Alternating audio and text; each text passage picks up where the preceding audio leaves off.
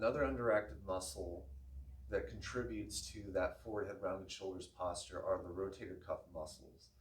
This is because as the head and the shoulders become more rounded, the arms start to pronate in a little bit more, so the internal rotators become very strong and overactive, whereas the rotator cuff muscles that do external rotation become very weak and underactive. We're going to go over a few exercises today that we can use to strengthen the rotator cuff muscles. We'll start off with some beginning exercises. So these are exercises where if the shoulder feels really stiff or sore, we're going to start off with some exercises down at the hip level. So the very first one that we're going to do to strengthen those external rotators is we're going to start with the band coming across the body. What I'm doing is I'm keeping my elbow close to the side of my body. It's not too far forward, it's not too far back. It's right in line with the body. And then what I'm doing is I'm going to start with my hands slightly across my body, and then I'm going to come out as far as I can. And I'm not going to the extreme because I don't want the elbow to come away from the body. I want to keep that elbow tight. So you're going all the way to the max range, and you're going to come back over. Nice, slow, and under control. We're going to perform 3 sets of 15 up to 20 of these.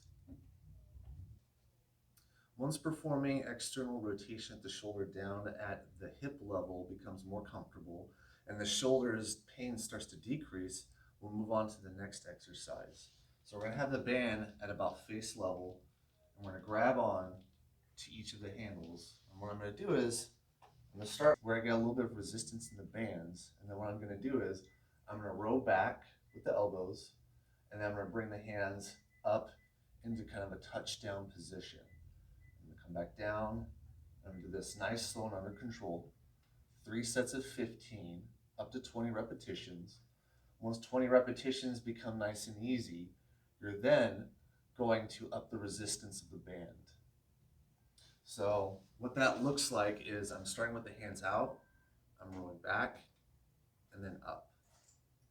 And then I just return back to the starting position. You want to keep those elbows in line with the shoulders. You can even keep them a little bit lower if that's more comfortable for the shoulder.